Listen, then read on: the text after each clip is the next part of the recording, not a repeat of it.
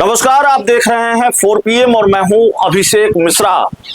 देखिए, बिहार में मंत्रिमंडल विस्तार हो जाने के बाद तो उन सवालों की गुंजाइश ही खत्म हो गई है कि कौन मंत्री बनेगा, कौन मंत्री नहीं बनेगा, उपेंद्र कुशवाहा के बेटे मंत्री बनेंगे कि नहीं बनेंगे, निशांत कुमार मंत्री बनेंगे कि नहीं बनेंगे। अब तो तस्वीर पूरी तरह से साफ है, पिक्चर पूरी तरह से क्लियर है। उपेंद्र कुशवाहा के बेटे भी मंत्री बन गए और निशांत कुमार के बेटे भी मंत्री बन गए। तो जो मंत्रिमंडल विस्तार से, माफ कीजिएगा, निशांत कुमार मंत्री बन गए, हमने निशांत कुमार के बेटे कहा। पूर्व मुख्यमंत्री नीतीश कुमार के बेटे निशांत कुमार भी मंत्री बन गए। तो दीपक प्रकाश और निशांत कुमार दोनों मंत्री बन गए। तो अब नया सवाल क्या है? जब मंत्रिमंडल विस्तार से जुड़े हुए सवालों की जितनी फहरिस्त थी, वो उन सारे सवालों की गुंजाइश, उन सारे सवालों की प्रासंगिकता ही खत्म हो गई है। तो फिर मंत्रिमंडल विस्तार पर बात क्यों? तो मंत्रिमंडल विस्तार हुआ है, सवाल खत्म हो गए हैं, तस्वीर साफ हो गई है, लेकिन मंत्रिमंडल विस्तार में पर्दे के पीछे क्या क्या खेल चला है उस पर बात करेंगे। पर्दे के पीछे की कहानी हम आपको बताएंगे, पर्दे के पीछे की कहानी हम आपको सुनाने जा रहे हैं, जो जानकारी हमें हासिल हुई।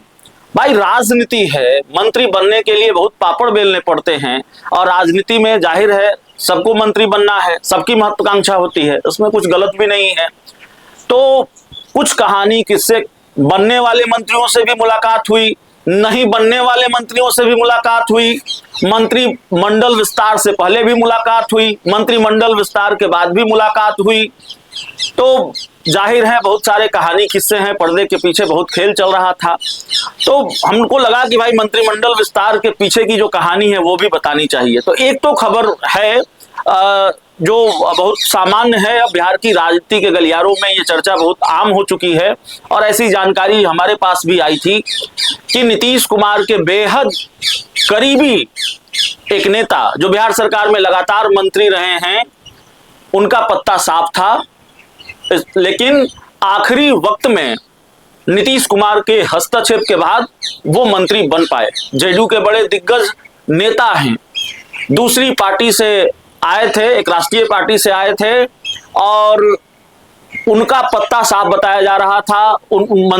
सम्राट मंत्रिमंडल में उनका शामिल होना बिल्कुल मुश्किल था, लेकिन कहा जाता है कि नीतीश कुमार के हस्तक्षेप के बाद वो मंत्रिमंडल में शामिल हो पाए। तो इसी तरह से एक कहानी यह भी है, सत्ताधारी पार्टी के एक बड़े नेता से मुलाकात हुई और वो भी मंत्री रहे लगातार सरकार में। उन्होंने बताया कि भाई, हमने तो कभी नीतीश कुमार की इतनी परिक्रमा नहीं की, हम कभी नीतीश कुमार से इतनी बार नहीं मिले मंत्री बनने के लिए। और वो बड़े नेता हैं, जमीन से जुड़े हुए नेता हैं, लोगों में उनकी लोकप्रियता है, लेकिन वो बता रहे थे कि भाई लगता था कि मंत्री बनेंगे, हमने कोशिश भी की, कवायद भी की, लेकिन मंत्री नहीं बन पाए।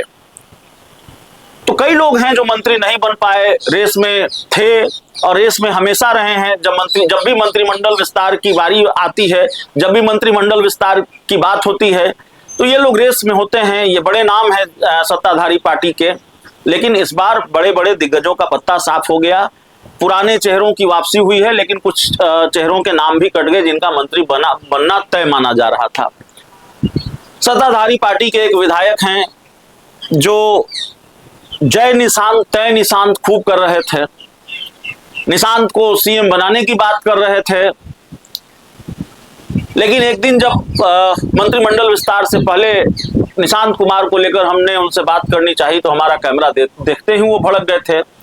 उनकी जुबान पर मानो ताला जड़ गया हो, बड़े नाराज हो गए थे हमसे, कुछ निजी टिप्पणियां भी हम पर की थी उन्होंने। बड़े नेता हैं, कभी आरजेडी में, कभी जेडीयू में, फिर आरजेडी में, फिर जेडीयू में आते जाते रहे हैं। बिहार में कभी बिजली दुरुस्त करने का जिम्मा उनके कंधों पर था और वो खुद भी मान रहे थे शायद, और माना भी जा रहा था कि वो मंत्री बनेंगे, लेकिन वो भी मंत्री नहीं बन पाए।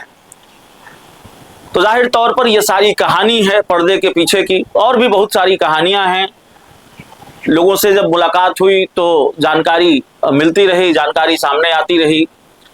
एक चर्चा यह भी है हालांकि इस चर्चा में कितना दम है ये हम नहीं बता सकते, लेकिन एक चर्चा यह भी है कि उपेंद्र कुशवाहा इस बार अपने बेटे दीपक प्रकाश को मंत्री नहीं बनाना चाहते थे, लेकिन परिवार के किसी दूसरे सदस्य का दबाव था और उसकी वजह से उनको अपने बेटे दीपक प्रकाश को मंत्री बनाना पड़ा। लेकिन मेरे पास कोई पुख्ता प्रमाण नहीं है, मेरे पास कोई पुख्ता जानकारी नहीं है इस बात की कि वाकई ऐसा ही था।